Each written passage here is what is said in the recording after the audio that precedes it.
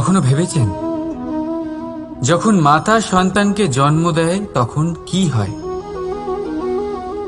9 মাস গর্ভে ধারণ, প্রসবের তীব্র যন্ত্রণা, যে যন্ত্রণা এতটাই ভয়ানক হয় যে মনে হয় সন্তানের জন্মের সাথে মাতারও এক নতুন জন্ম হচ্ছে। আর এই জন্মের সাথে শেষ হয় মাতার যন্ত্রণার। কিন্তু যদি আপনি আপনার দৃষ্টিভঙ্গি পাল্টে দেখেন তাহলে আপনি বুঝতে পারবেন যে এই যন্ত্রণার অন্ত এক অপার আনন্দের প্রারম্ভ সন্তানের, আর সন্তান মাতা পিতার জন্য সুখের প্রারম্ভ। জীবনের সাথে এটাই হয়। আমরা কখনো কখনো কোনো সম্পর্ক বা পরিস্থিতির যন্ত্রণার অন্তের জন্য এত বিচলিত হয়ে যাই যে সেই আনন্দের প্রারম্ভ আমরা দেখতেই পাই না। মনে রাখবেন, যন্ত্রণা আনন্দের প্রারম্ভের লক্ষণ মাত্র। রাধা রাধা। নদীর জল মিষ্টি হয় আর সাগরের জল হয় নোনতা, আর কোনো নালার জল দুর্গন্ধে ভরা হয়। কেন? নদীর জল মিষ্টি হয় কারণ সে সকলকে জল দেয়, সাগর জল নেয় আর তাই জন্য নোনতা হয়। আর নালা সে বওয়া বন্ধ করে দেয় আর সেই কারণেই তা দুর্গন্ধময় হয়ে ওঠে, সে কাজের অযোগ্য হয়ে ওঠে। আমাদের জীবনেও অনেকটা এমনটাই হয়ে থাকে। যদি নদীর মতন জীবনে কিছু দিতে শেখেন তাহলে জীবনে মিষ্টত্ব বজায় থাকবে।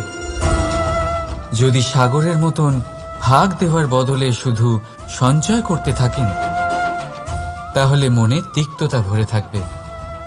আর যদি নালার মতন বওয়া বন্ধ করে দেন, কর্ম করা ছেড়ে দেন, তাহলে কাজের অযোগ্য হয়ে যাবেন। আর সেই জন্য কোনো বিশ্রাম ছাড়াই কর্ম করতে থাকুন। আর যা কিছু আপনার কাছে আছে তাকে ভাগ করতে শিখুন। মন প্রসন্ন হয়ে বলবে রাধা রাধা। মানুষের মধ্যে এক বিশেষ গুণ পাওয়া যায় মূল্যায়ন করার। কোনটা দামি, কোনটা সস্তা, যেটা কিনতে গেলে অনেক মুদ্রা লাগে, অনেক পরিশ্রম লাগে, সেটা দামি। যেটা কিনতে গেলে কম মুদ্রা, কম পরিশ্রম লাগে, সেটা সস্তা। কিন্তু এটাই কি সম্পূর্ণ সত্য?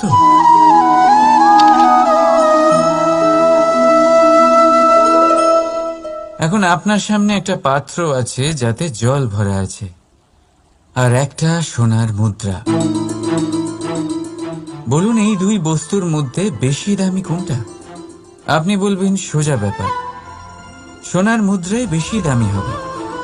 এই সোনার মুদ্রা দিয়ে আপনি এরম অনেক জলের পাত্র কিনতে পারবেন। চলুন, ঠিক আছে। এবার ভাবুন, আপনি যদি কোনো মরুভূমির মাঝে আটকে পড়েন, তৃষ্ণায় কাতর আপনি, তখন কোনটা দামি হবে? তখন তো আপনি এই এক ঢোক জলের জন্য নিজের সারা জীবনের উপার্জন, যা আপনি আয় করেছেন, সব দিতে রাজি হয়ে যাবেন। মনে রাখবেন, জীবনে দামি বা সস্তা বস্তু নয়, পরিস্থিতি হয়। আর প্রয়োজনে যা কাজে আসে তার থেকে অমূল্য এই সংসারে আর কিচ্ছু নেই। রাধা রাধা। এই পদ্মফুল দেখতে পাচ্ছেন আপনি? এটার একটা বিশেষত্ব আছে। জলের স্তর যতই বেড়ে যাক, এই ফুল সবসময় জলের ওপরেই ভাসে। আর এর কারণ হচ্ছে এর এই মৃণাল। যখনই জলের স্তর বাড়ে ঠিক তখনই এই মৃণালও বাড়ে, আর এই ফুলকে জলের ওপরে ভাসিয়ে রাখে। কিন্তু যখন জল কমে যায়, এই মৃণাল কমতে পারে না, আর তখনই নিজের সাথে এই ফুলকেও নষ্ট করে দেয় সে। মানুষের সাথেও এরকমই হয়। দেখুন, মানুষ যত সমৃদ্ধ হতে থাকে ততই তার জীবনের স্তর বাড়তে থাকে, তার ইচ্ছেগুলো, তার প্রয়োজন বাড়তে থাকে। কিন্তু জীবনে কৃতিত্ব কমতে থাকলেও তার প্রয়োজনগুলো কমে না। আর তারপর এই পদ্মের মতোই মানুষও ভেঙে পড়ে। তাহলে কি করা যায়? কি করা যায় এই পরিস্থিতিতে? জীবনের স্তর বাড়ানো ছেড়ে দেবেন? কখনো না। কিন্তু জীবনের স্তর বাড়ানোর সাথে সাথে নিজের আত্মশক্তি একত্রিত করুন। সংকটের মুহূর্ত এলে আপনি আপনার জীবন কিভাবে কাটাবেন তার অনুশীলন করুন। কারণ জীবনের স্তর আর জলের স্তর বাড়বে আর কমবে, কিন্তু এটা আপনার ওপর নির্ভরশীল যে আপনি এই দুইয়ের মধ্যে সমতা কি করে ধরে রাখবেন। রাধা রাধা। এই হিরেটা দেখতে পাচ্ছেন আপনি? লক্ষ কোটি বছর ধরে পৃথিবীর গর্ভে থাকার পরে এটা এতটা শক্ত হয়ে ওঠে। কিন্তু যখন খনি থেকে একে বের করা হয়, এটি কয়লার মতোই থাকে, সাদা, শক্ত, নিস্তেজ। কিন্তু যখন একে পালিশ করা হয় তখন এটা তেজ লাভ করে, আর ঠিক তখনই এর মূল্য বৃদ্ধি পায়। সংসারে মানুষের সাথেও ঠিক এমনটাই হয়ে থাকে। মানুষের বুদ্ধি, মেধা, অভিজ্ঞতা সেই বছরগুলোর জন্য বৃদ্ধি পায় না যে বছরগুলো আমরা জীবনে কাটিয়েছি, বরং সেই মুহূর্ত থেকে ফুটে ওঠে যখন আমরা কষ্টের সম্মুখীন হয়েছি, বিপদের সম্মুখীন হই, সংকট পেরিয়েছি, ছলনা আর ক্লেশ সহ্য করেছি। এই জন্য যদি আপনার জীবনে আপনি সংকটের সম্মুখীন হন, বিপদ আসে, কষ্ট আসে, তাতে একেবারেই ভয়ভীত হবেন না। তাকে আহ্বান জানান, কারণ এই পরিস্থিতিগুলোই আপনাকে অভিজ্ঞতা দেবে যা আপনাকে উন্নত করবে। রাধা রাধা। প্রকৃতি প্রত্যেক জীবকে অনুভূতি দিয়েছে যাতে সে নিশ্চল না হয়, কোনো না কোনো কর্ম করতে থাকে।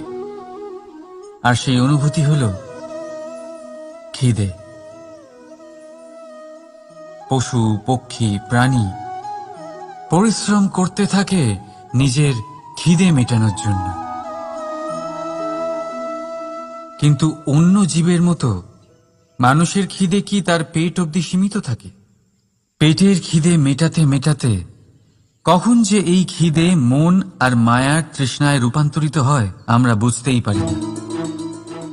আর বেশিরভাগ ক্ষেত্রে এই তৃষ্ণা অর্থ সংগ্রহ করা অবধি সীমিত থাকে।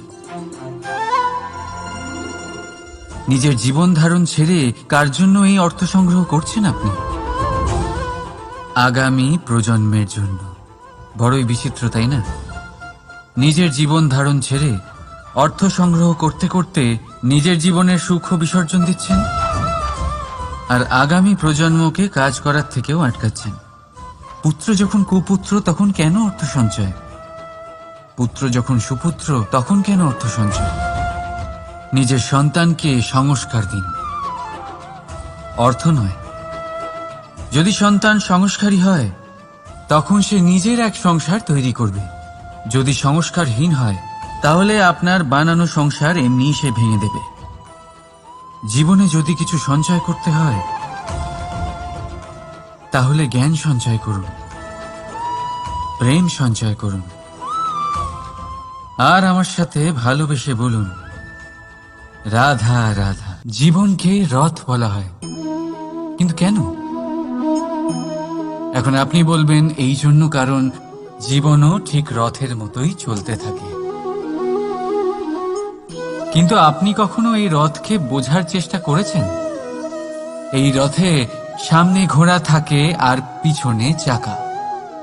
এই ঘোড়া হলো আপনার কর্ম, আর এই চাকা কর্মফল।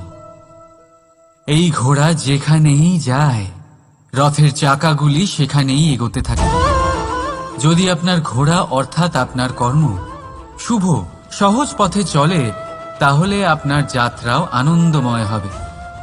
যদি কুকর্মের খারাপ পথে চলেন, তাহলে আপনার যাত্রা খানা খন্দ দিয়ে ভরে যাবে। আপনার কর্মগুলিকে ঘোড়ার মতো নিয়ন্ত্রণে রাখুন। ফলের চাকা সর্বদাই আপনাকে মধুর পরিণামই দেবে। রাধা রাধা। সংসারে সব থেকে কঠিন কাজ কি? কেউ বলবেন পর্বত আরোহণ করা, কেউ বলবেন সাঁতার কাটা, কেউ বলবেন আকাশে ওড়া। কিন্তু বাস্তবে সত্যি কি এগুলি কঠিন? আসলে যদি দেখা যায় তো এগুলি কিছুটা আলাদা। যে কাজ আমরা করতে অভ্যস্ত নই, আমরা তাকে কঠিন ভেবে নিই। যেমন সাঁতার কাটা আলাদা, পাহাড়ে ওঠার কলা আলাদা, আকাশে ওড়ার কলা আলাদা। যেমন কিছু মানুষ গণিত আর বিজ্ঞানকে কঠিন ভেবে নেয়, কিন্তু বাস্তবে এটা সাহিত্যের থেকে কিছুটা ভিন্ন, কঠিন নয়। দেখুন, এই সংসারে কঠিন কিছুই নেই, শুধু একে অপরের থেকে কিছুটা ভিন্ন।